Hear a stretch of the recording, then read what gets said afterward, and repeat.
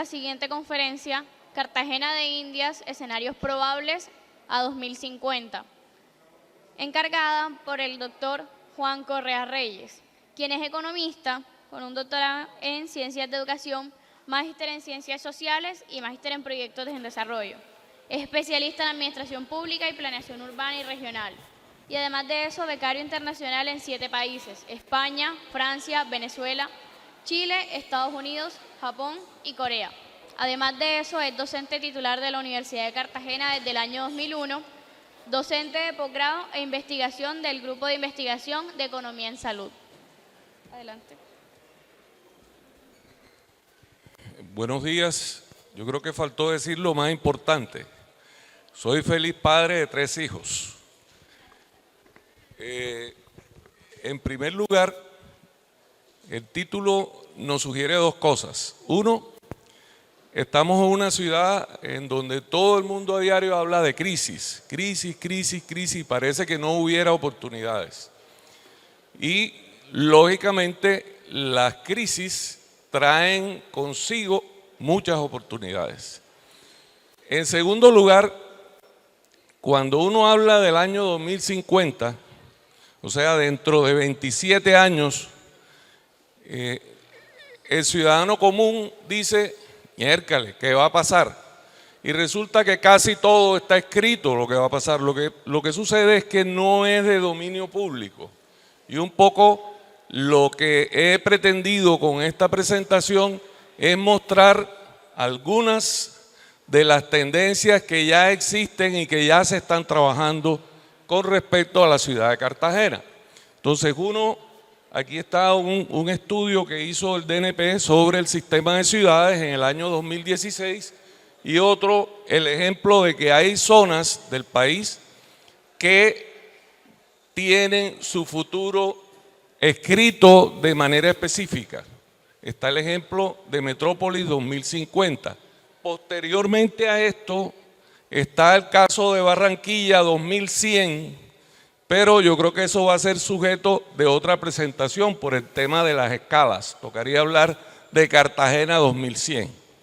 Entonces, veamos. Una de las tendencias más claras hacia el futuro es que estamos en un país que cada vez será urbano y más urbano.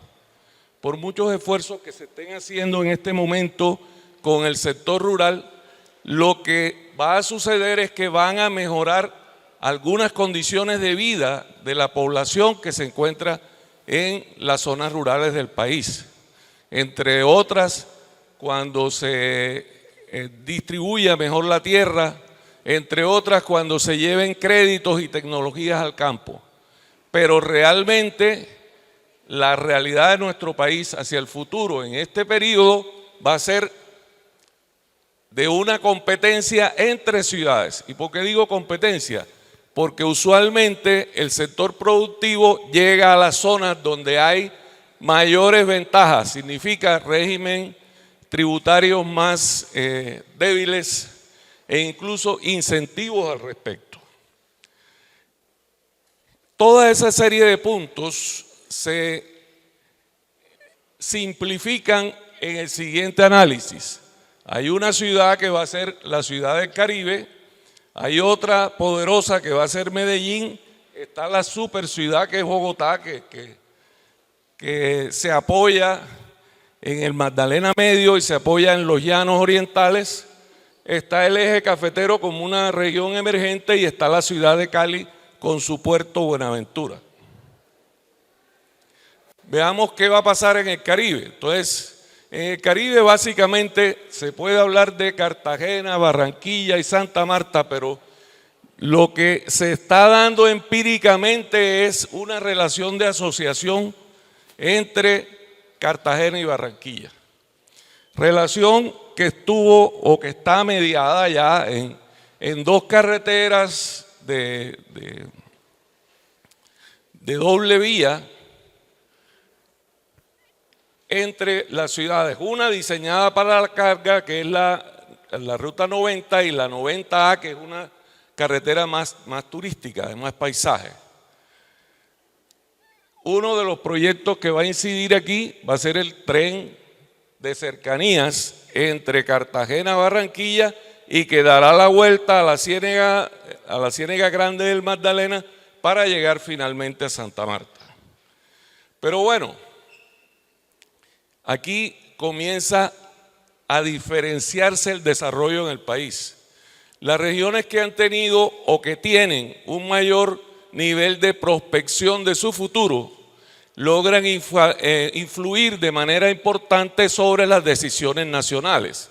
Entonces, si ustedes pueden ver cuál es el ferrocarril que se va a construir, que está propuesto para construir de manera casi que inmediata, o estaba hasta el gobierno de Duque, era el ferrocarril que uniría a Medellín con la ruta férrea hacia la costa y a Medellín con un puerto que en este momento no existe, que es el puerto de Necoclí.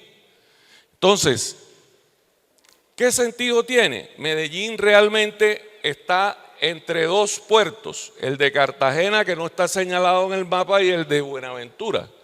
Con tener un puerto en Necoclí, con tener unas rutas expresas, que son las de los famosos túneles que dejó planteada Álvaro Uribe cuando fue gobernador, prácticamente Medellín estará a 4 horas de su puerto,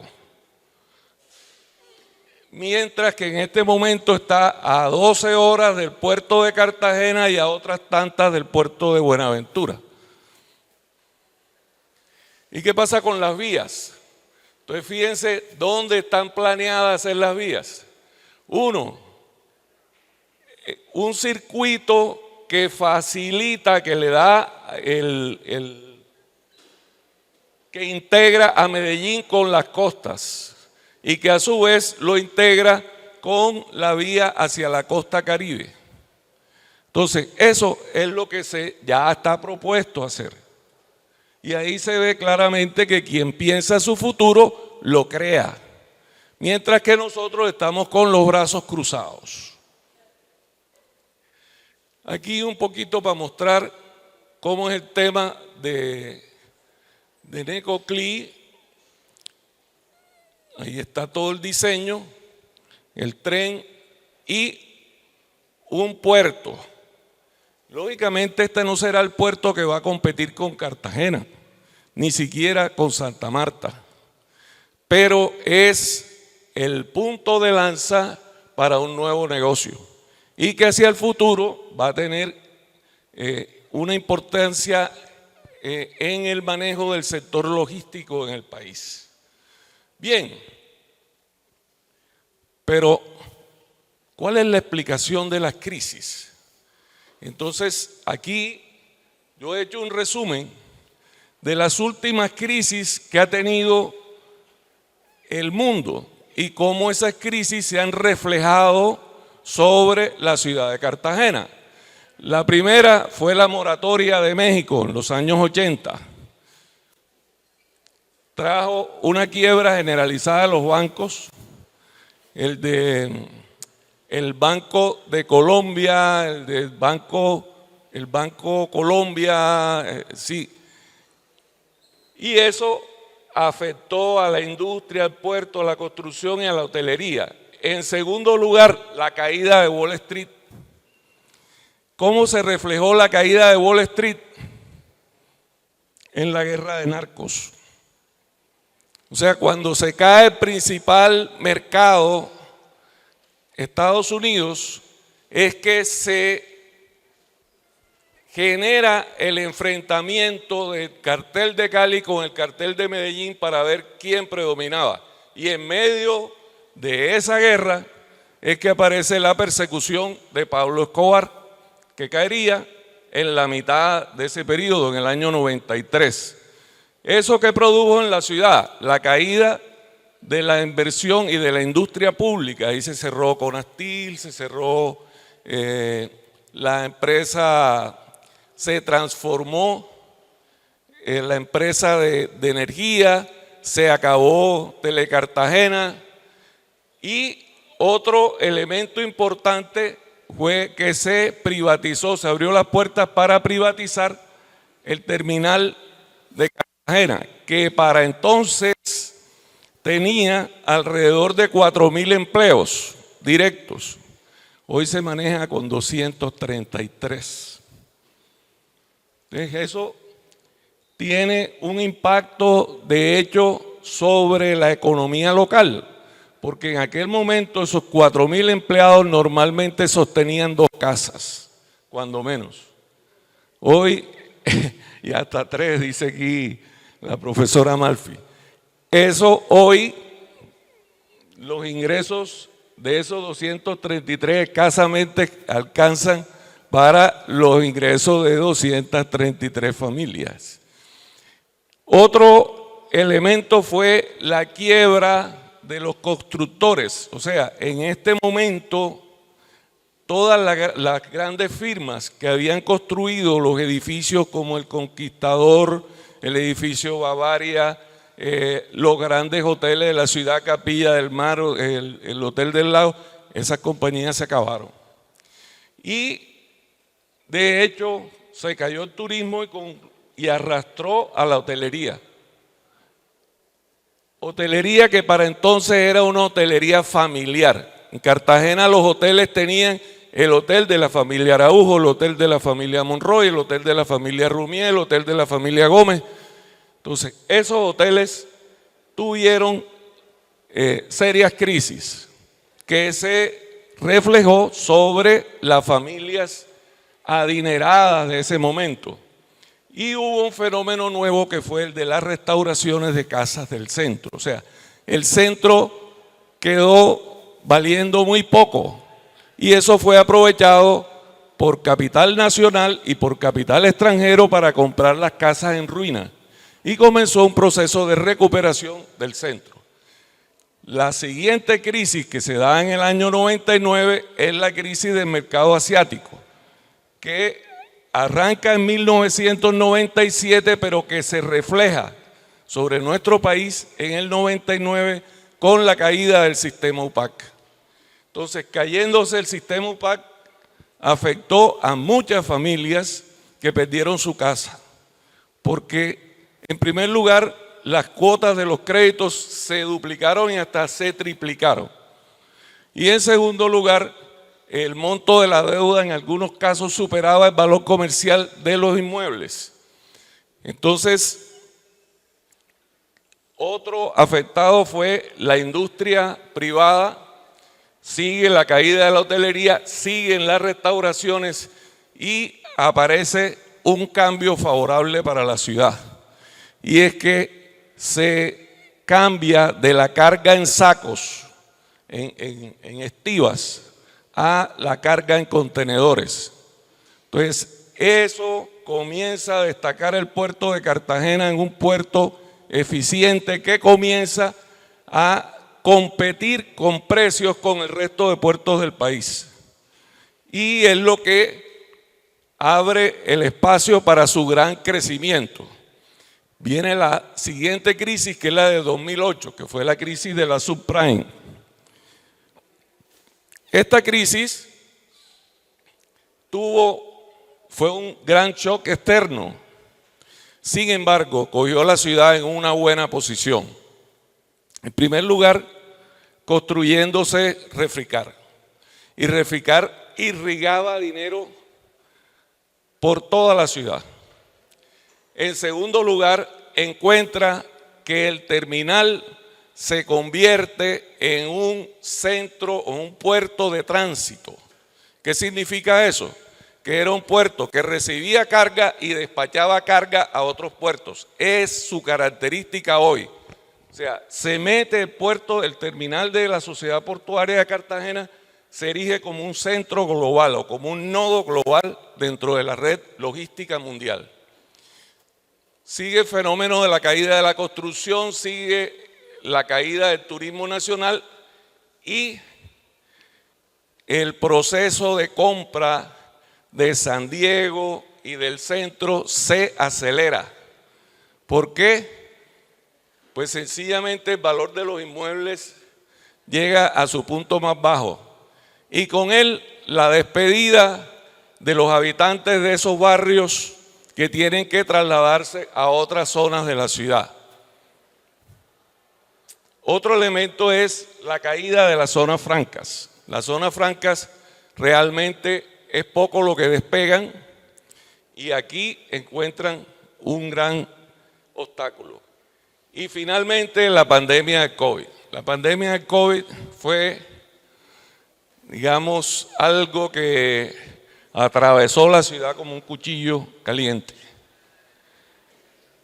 y que prácticamente está reconfigurando la ciudad. En primer lugar, ya los edificios de oficina son como artículos viejos y están buscando en qué se transforman. Además, el sector servicios y mucho del sector oficial está utilizando el teletrabajo. A su vez, ha aparecido el teletrabajo como una oportunidad de ocupación para los jóvenes profesionales. O sea, la ciudad es distinta. Pero, ¿qué era en esencia lo que quería demostrar con este cuadro? Uno, que no hay un ambiente de estabilidad, que es lo que nos permite tener la sensación de crisis. Y si no hay un ambiente de estabilidad en el mundo, no tendremos estabilidad en la ciudad. Por lo tanto, se necesitan desarrollar varios sectores productivos al mismo tiempo para que, como en el caso de 2008, la ciudad pueda sobrevivir de una manera importante las crisis internacionales. ¿Qué significa esto? Que nos hace falta la crisis del 2030, la del 2040 y la del 2050. ¿Sí? Más o menos cada 10 años tendremos más y más crisis. Los analistas de este tema estudian, y esto es algo que se viene haciendo hace unos 20 años, el estudio de riesgos globales. Lo hace la compañía Mars. El de este año, publicado en enero, tiene todo ese entresijo, pero me voy a concentrar en lo que hablan sobre Colombia. Los 5 riesgos más importantes sobre Colombia: la inflación. ¿La sufrimos o no la sufrimos? La inequidad, y sobre todo la inequidad digital. O sea, todo el mundo no tiene acceso al internet y eso nos da diferencias. En Cartagena solo el 38% de la ciudad tiene internet y no de la mejor velocidad. La crisis de empleo, la posibilidad de colapso del Estado. O sea, esto es algo que están leyendo desde el campo internacional, porque ¿quiénes son los consumidores de estos estudios? Las grandes corporaciones mundiales. Y finalmente, la crisis del costo de vida, que va muy relacionada con el tema de la inflación. Pero ¿en qué estamos pensando en nuestra ciudad? Y aquí está el punto, digamos, que yo diría más crítico, el dilema más grande que tenemos. En nuestra ciudad hay un estudio hacia el 2033 que hizo Findeter, pero lo hizo ya en 2016. Y hay otro estudio que recoge un poco los trabajos que se ha hecho desde el Banco de la República con respecto a cómo solucionar la pobreza en Cartagena, pero que también tiene su añito. Ese es como de 2018 y aquí lo adaptaron. Esta versión es como del 2021, posterior a la pandemia. Que los estudios de Findeter tienen 2 estudios de base, uno sobre la mitigación del cambio climático y el otro un estudio de crecimiento urbano de la ciudad. ¿Por qué es importante esto? Ya en un momento les comentaré. Entonces, desde el Estado, solo el gobierno nacional financió este plan a largo plazo. Y a largo plazo ya son 7 años. Eso no es largo plazo. Eso es casi corto plazo. Y lo mismo a 2030, 7 años es 2 administraciones. Entonces, ¿dónde se está haciendo la planificación de largo plazo en la ciudad? En los sectores de poder de la ciudad. O sea, si yo tengo concesionado un puerto hasta el 2060, yo no estoy cruzado de brazos. Debe existir una información sobre cómo está el negocio en la ciudad. Lo que pasa es que esa información no es pública, es privada. Y lo otro son los nuevos macroproyectos privados. Que léanse, ¿qué son? El último que apareció fue una asociación público-privada de KMA para tomar el corredor de carga y construir la Quinta Avenida de Manga. El alcalde de la época, Pedrito Pereira, lo recibió con aplausos. Sin embargo, cuando la ciudad se percató que eso significaba 30 años más de peaje, se creó toda una... Pero ese es el estilo de desarrollo. O sea, si yo hago proyectos privados, es para mí como privado. El gran ausente es quien defiende lo público. Y ahí sí, pues desafortunadamente no tengo nada que decirle porque no conozco nada que se esté haciendo desde lo público. Escasamente el plan de desarrollo distrital en este momento, ahora tratan de presentarlo como un plan de desarrollo ejecutado. ¿Por qué razón? Porque se basan en los registros presupuestales, pero es de común conocimiento que la plata está en los bancos. Entonces, prácticamente seguimos como estábamos. Yo tomé aquí lo que costaban los dos proyectos, 2017 y 2019, lo llevé a dólares de la época y me dio 2.6 billones de dólares y 1.98, casi 1.1 billones de dólares. Lo traje al dólar de este momento y le puse 4.000. Entonces significa que desde 2017 hasta 2023, este proyecto que era esencialmente proyectos de infraestructura, 80%, ya cuesta 3 billones de pesos más. Y este que era un proyecto orientado a disminuir la pobreza, o sea, otra cosa, o sea que casi que se podría decir que la ciudad necesita los dos proyectos, uno que maneje su infraestructura y otro que llegue a la ciudadanía. Este aumentó en 700.000 millones de pesos. Como quien dice, desde el punto de vista hoy que tenemos aproximadamente 1.3 billones de pesos en los bancos, aún así no podríamos hacer ninguno de los dos. Bien, este es un modelo que yo he venido alimentando en el seminario que hago sobre coyuntura de la ciudad. Entonces, en primer lugar, a la ciudad se le vende un plan colectivo. Esto es lo que vamos a hacer. Estos son los proyectos que la ciudad necesita para mejorar. Sin embargo, este plan colectivo, de alguna manera, solo representa intereses privados. O en su gran mayoría representa intereses privados. ¿Y cómo se mantiene la ciudad? En primer lugar, por financiación de los bancos y en segundo lugar, por inversiones que hace el Estado en gestión logística y competitividad y programas asistenciales para mejorar la calidad de vida, principalmente en educación, salud. Y ahora las transferencias condicionadas. Entonces, ¿qué tendríamos?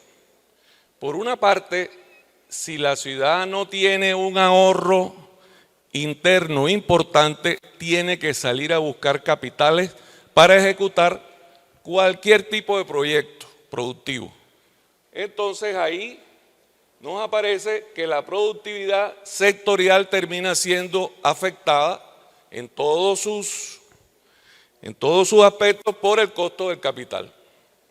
Y en momentos de estos, que están las tasas de intereses bastante altas, entonces la productividad sectorial decae. ¿Cómo o cuál ha sido un poco la salida? En mi hipótesis es que se ha buscado un desarrollo competitivo basado en la informalidad. ¿Y eso dónde se expresa? Cuando uno ve los registros de la Cámara de Comercio. A pesar de que hay empresas jurídicas en una proporción que representa entre el 20 y el 30% de los comerciantes registrados, cuando uno se va a la DIAN, encuentra que esas empresas no están tributando. Entonces, ¿qué es eso? Informalidad. Y esa informalidad tiene sus impactos sobre la calidad de empleo que se provee, que es precarización.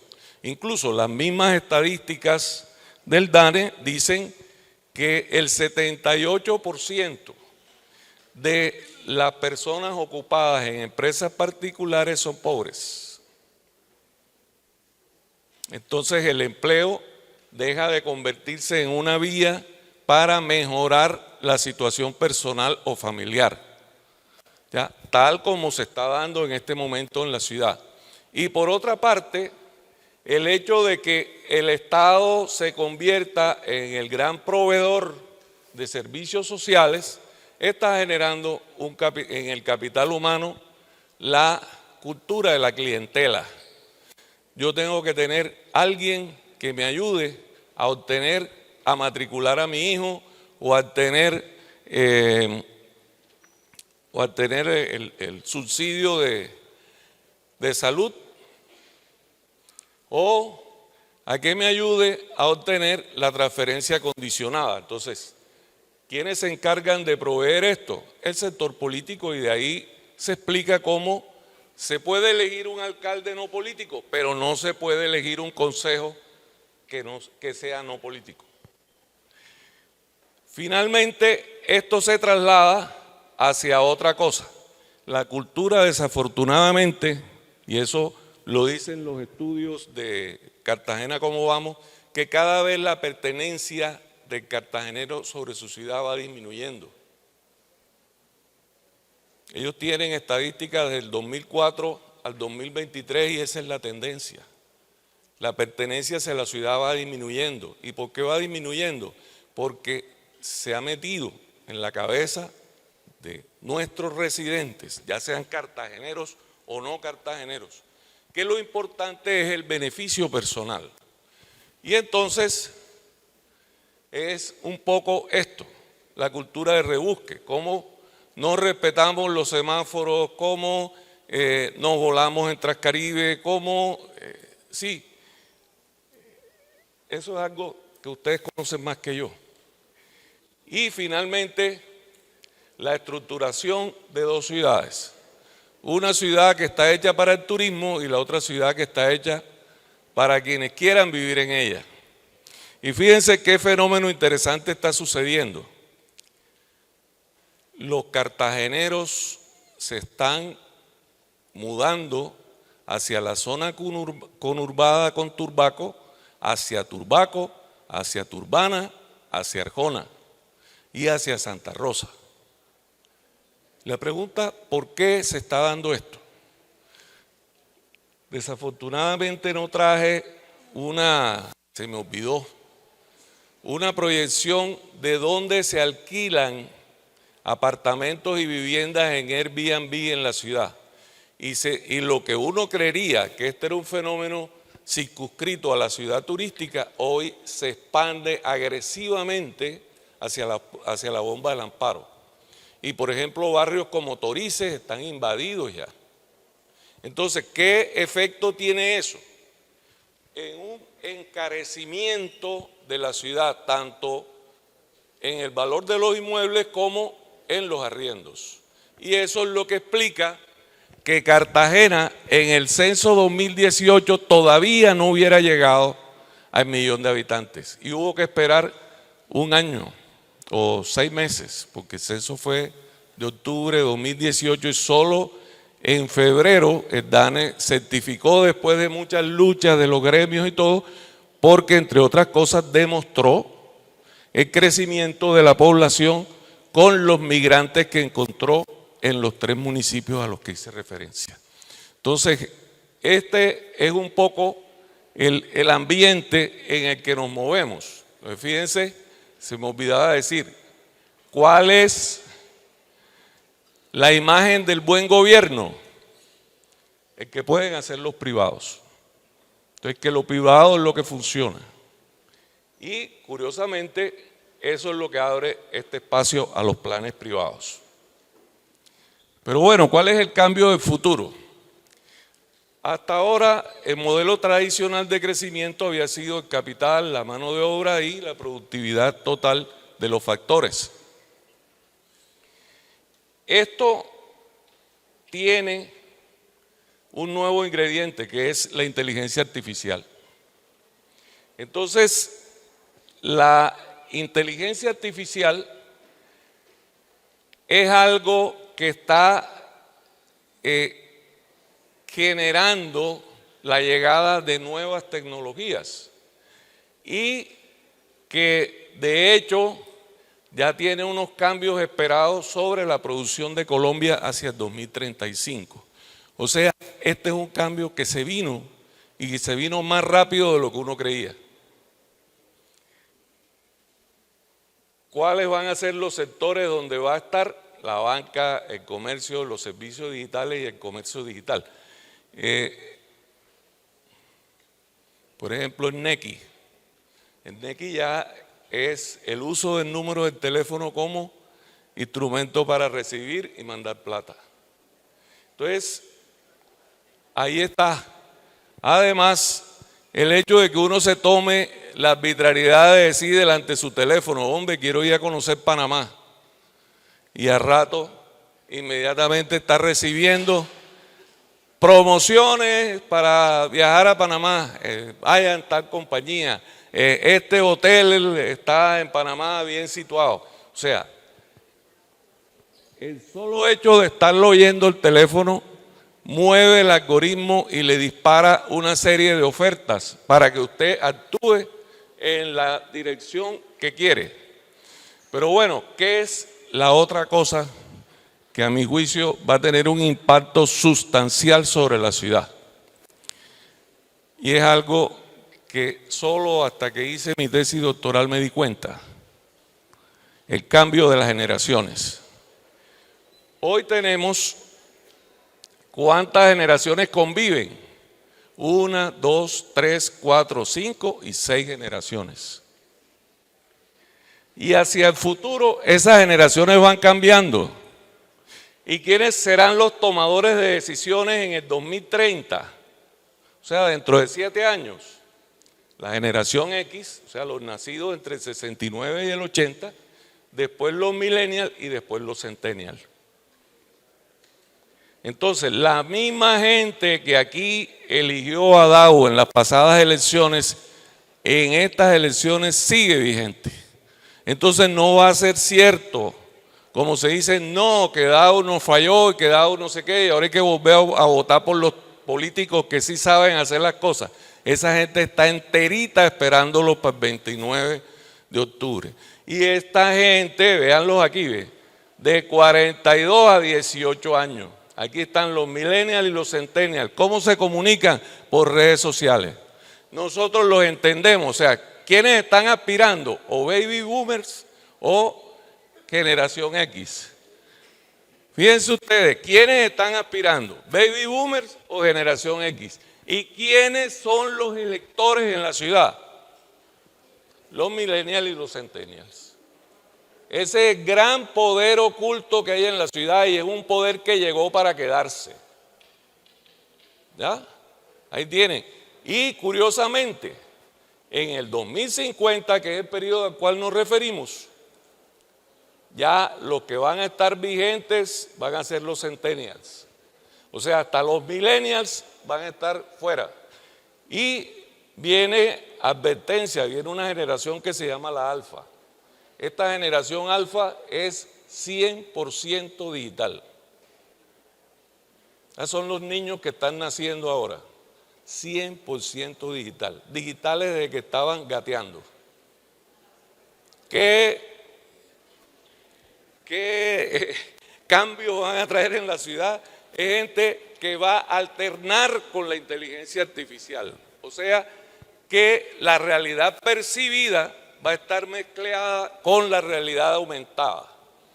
Es gente que si dice, voy a comerme un helado, entonces le pregunta el teléfono, Siri, ¿dónde me puedo comer el helado a mejor precio que me guste más? Entonces él analiza todos los consumos de helado que ha hecho y le dice, ves a tal parte que en este momento la vía está, no hay tráfico y todo eso. Esa es la gente que va a estar. Bueno, mientras tanto, ¿cuál es el futuro que nos están tratando de decir que vienen los urbanistas? Entonces, esta es una generación de baby boomers, donde está el doctor Alfonso Arrieta y yo, que tratamos de decirle a la gente que entiendan que el desarrollo va para allá. No, ya la gente tiene su propia dinámica. Y fíjense, este mapa está incluido en el estudio que hizo Findeter en el 2016. Y cuando uno lo compara con el proyecto que le están presentando a la ciudad de Pot, es idéntico. Entonces, o Findeter son unos adivinos, o fueron unos adivinos, o los mismos que influenciaron a Findeter ahora están influenciando el proyecto de plan de ordenamiento territorial. Este que es un tema aquí, una propuesta que está ahí de algunos urbanistas locales, pero bueno, ¿qué es lo que dice la teoría? ¿Qué es lo que dice la teoría? ¿Qué se debe hacer? Que tenemos que crear un puerto global. Hoy lo tenemos, hoy tenemos un puerto 2.0 que va caminando hacia 4.0. Que debemos ser un atractivo global, en este sentido ya estamos en atractivo 1.0, porque nuestro principal objeto de mostrar era el centro histórico, y fíjense qué está pasando en el centro histórico. Un nodo global industrial, esto tiene que reconfigurarse. ¿Por qué? Porque lo que somos más eficientes en industria es refinación de petróleo. Y hacia el 2050 ya debe haber transición energética. Y ahí sí no hay tutía. Ya los carros se van a mover con otras tecnologías, etcétera, etcétera, el petróleo. Entonces, ¿qué vamos a hacer con la refinería? Esa es una decisión que habrá que tomar. ¿Quién la va a tomar? No la voy a tomar yo porque dicen que estoy loco. Y lo último, la sociedad inteligente a la cual me refería hace un momento. Fíjense todas las interrelaciones que se van a dar, etcétera, etcétera. Bien, ¿cuáles son los escenarios?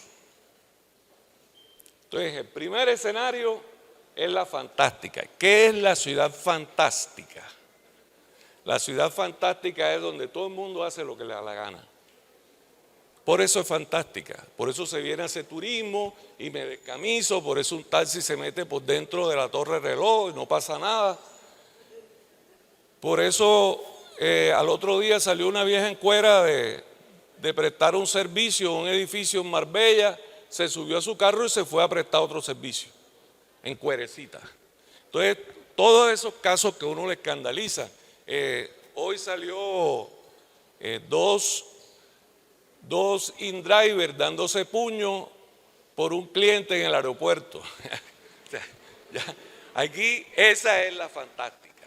Esa es una ciudad sabrosa donde todo el mundo hace lo que le da la gana. Después viene otra ciudad, que es la ciudad de la segunda residencia. En esta ciudad, ¿quién manda? Los dueños de los inmuebles. Entonces yo pregunto, ¿qué sentido tiene que el señor de las hamburguesas, Wood Stanton, le haya regalado 1.000 millones de pesos a la Fundación Centro Histórico? No 10 pesos, ni 100 pesos, ni 200 millones de pesos. 1.000 millones de pesos. ¿Para qué? ¿Para qué será?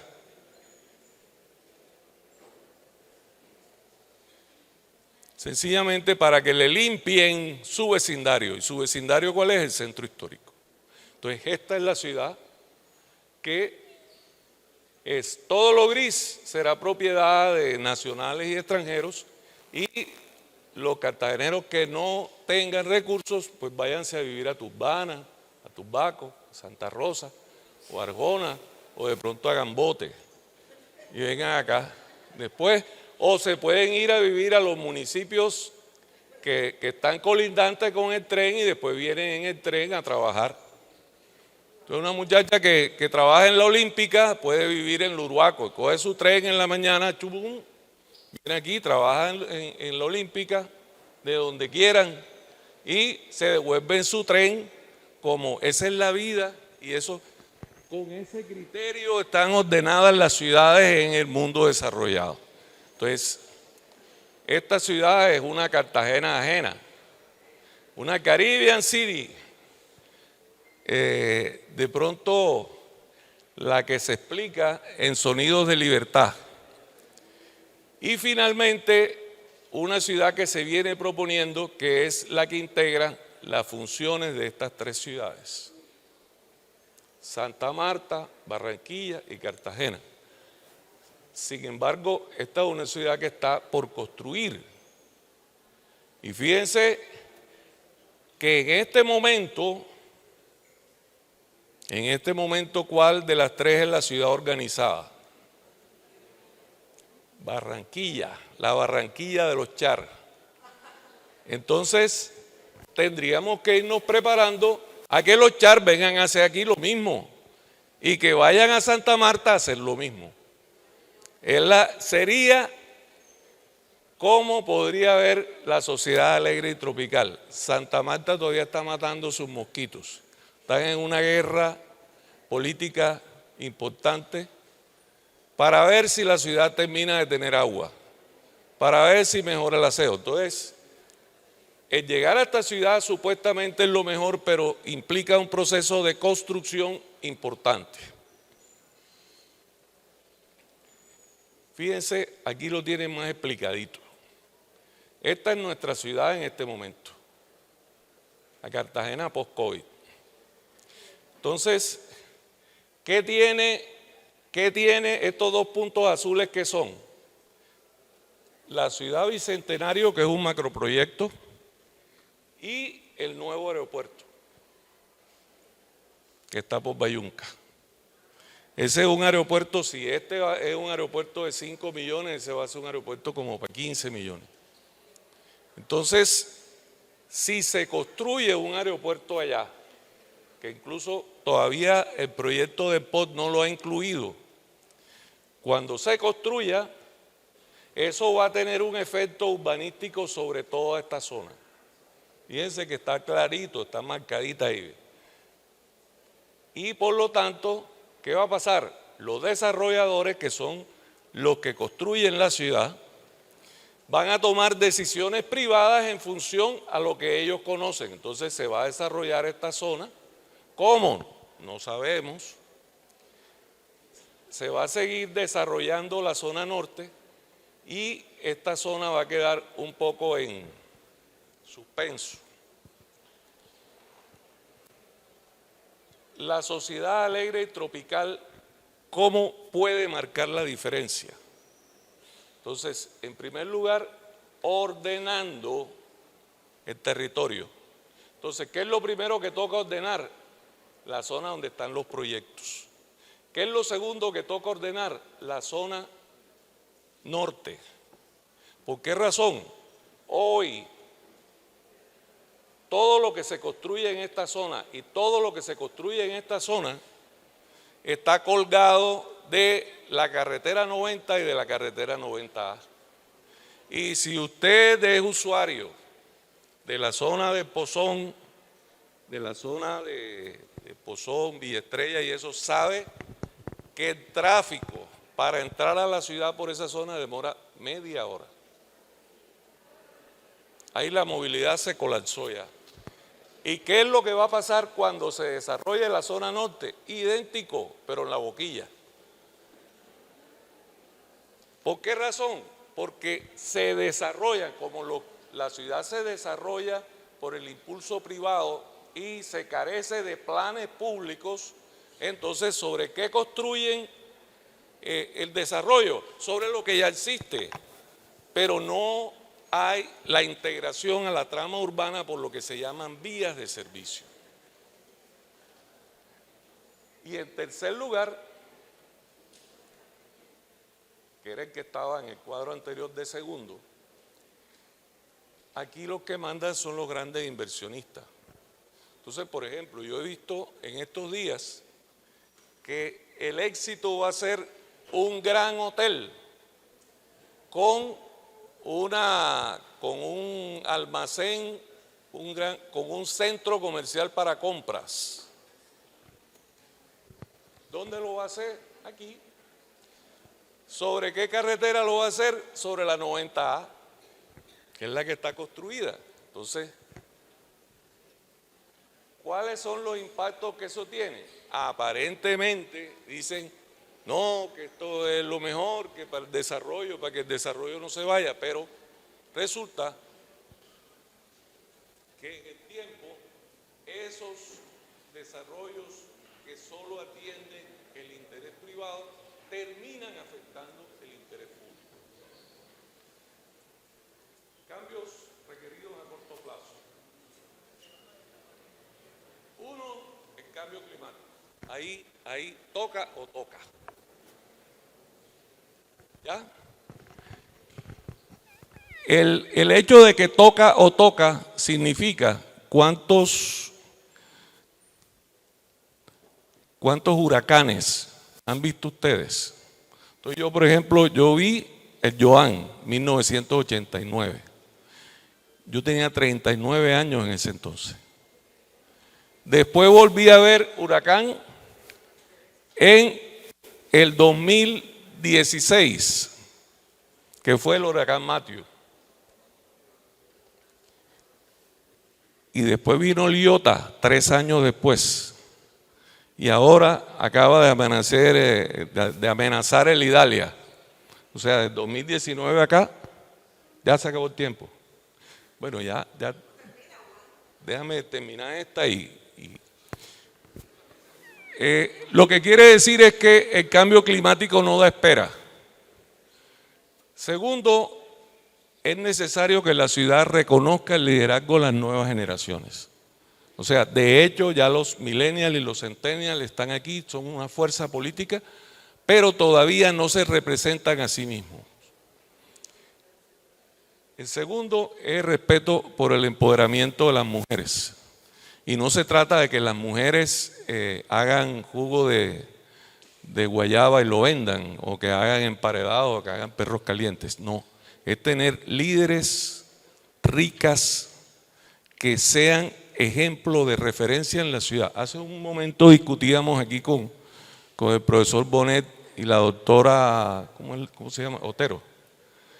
Y tratamos de ver y solo encontramos 2 empresarias en la ciudad, pero yo estoy seguro que ustedes no las conocen. Gloria Falla es una. ¿Quién la conoce? Nadie. Y la otra era la señora Escobar, que se le murió el hijo, que tiene una fundación que ayuda a las mujeres bueno, esa sí es más o menos conocida, pero para nosotros esto. Y con respecto al ordenamiento territorial, hay 3 medidas que no incluye este proyecto. 1, la creación de los frentes costeros, para el disfrute. O sea, hay que crear más espacios públicos y estos espacios públicos deben ser frente a donde hay agua. En segundo lugar, hay que desarrollar la ciudad compacta y con movilidad humana.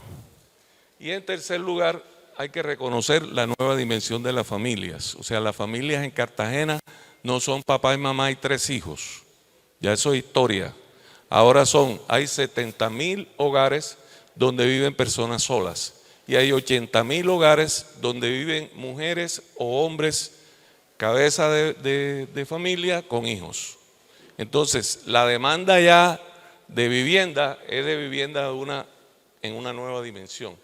Y finalmente, bueno, lo de tener una ciudad inteligente, el mejor ejemplo es China, donde todo el que sale a la calle hay cámaras de reconocimiento facial y por eso tienen control del crimen y todas las cosas. Segundo, la descentralización de los servicios funcionales para tener ciudades de 15 minutos. Tercero, los mercados colaborativos y de fintech, también, de eso ustedes conocen más que yo. Cuarto, la ampliación de la escala local a lo subnacional, o sea, necesitamos sí tener una relación importante con Barranquilla, Santa Marta, porque eso nos incluye en una nueva ciudad y con nuevas oportunidades. Y finalmente, tener un espacio amigable y seguro para las nuevas tribus, internet gratuito y la tercera edad. Creo que ya aquí, bueno, aquí finalmente es la Cartagena post-COVID, o sea, si no hacemos nada, hablamos de hacer el reconocimiento